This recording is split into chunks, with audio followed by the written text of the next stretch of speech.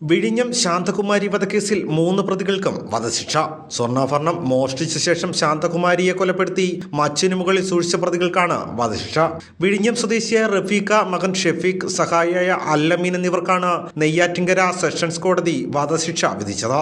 14 വയസ്സുകാരിയെ തലക്കടിച്ച് കൊന്ന മറ്റൊരു കേസിലും അമ്മയും മകനും വിചാരണ നേടുകയാണ്.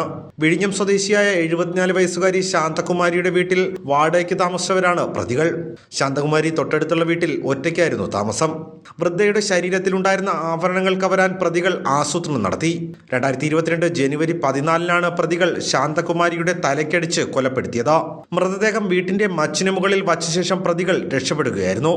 കൊലപാതകം ചെയ്യുന്നതിന് ദിവസങ്ങൾക്ക് മുമ്പ് റഫീഖയുടെ സുഹൃത്തും ഈ വീട്ടിലെ താമസക്കാരനുമായിരുന്ന അല്ലമീന്റെ പാലക്കാടുള്ള വീട്ടിലേക്ക് വസ്ത്രങ്ങളെല്ലാം മാറ്റിയിരുന്നു.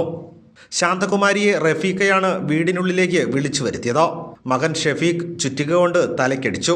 കഴുത്ത് ഞെരിച്ച് മരണം ഉറപ്പാക്കിയ ശേഷമാണ് മൃതദേഹം ഒളിപ്പിച്ചത്. ശാന്തകുമാരിയെ കാണാതായതിനെ തുടർന്നാണ് അന്വേഷണം നാട്ടുകാർ തുടങ്ങിയത്. വാടകക്കാരെയും കാണാതായതോടെ സംശയം ബലപ്പെട്ടു. ടൂറിസ്റ്റ് ബസ്സിൽ രക്ഷപ്പെടാൻ ശ്രമിക്കുന്നതിനിടെ പ്രതികളെ കഴക്കൂട്ടത്ത് വെച്ച് വിഴിഞ്ഞം പോലീസ് പിടികൂടി. ഈ കേസിൽ പ്രതികളെ ചോദ്യം ചെയ്തപ്പോഴാണ് മറ്റൊരു വീട്ടിൽ വാടകയ്ക്ക് താമസിക്കുമ്പോൾ 14 വയസ്സുകാരിയെയും തലക്കടിച്ച് കൊലപ്പെടുത്തിയ കാര്യം പ്രതികൾ വെളിപ്പെടുത്തുന്നത്.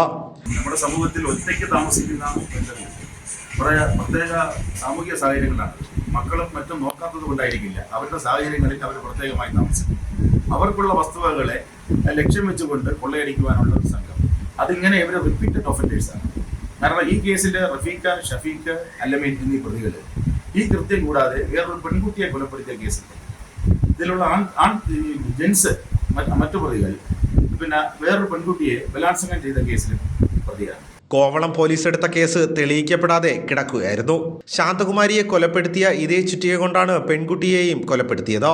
ഒരു ദയയും അറിയിക്കാത്ത കുറ്റകൃത്യമാണ് പ്രതികൾ ചെയ്തതെന്ന് നെയ്യാറ്റിൻകര അഡീഷണൽ സെഷൻസ് കോടതി വിലയിരുത്തി.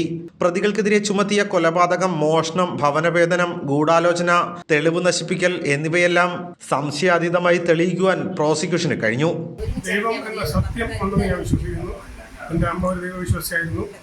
ഇത്രയും ക്രൂരമായി സ്നേഹിച്ചു അമ്മയെ കൊലപ്പെടുത്തി. അതിൻ്റെ വേദന എനിക്കുണ്ട്. നമുക്ക് ആ വേദനയ്ക്കുള്ള ഒരു വിധിയാണ് എന്ന് ഞാൻ വിശ്വസിക്കുന്നു. പ്രോസിക്യൂട്ടർ നല്ല ഭംഗിയായിട്ട് തന്നെ കേസ് വാദിച്ചു. അതുപോലെ തന്നെ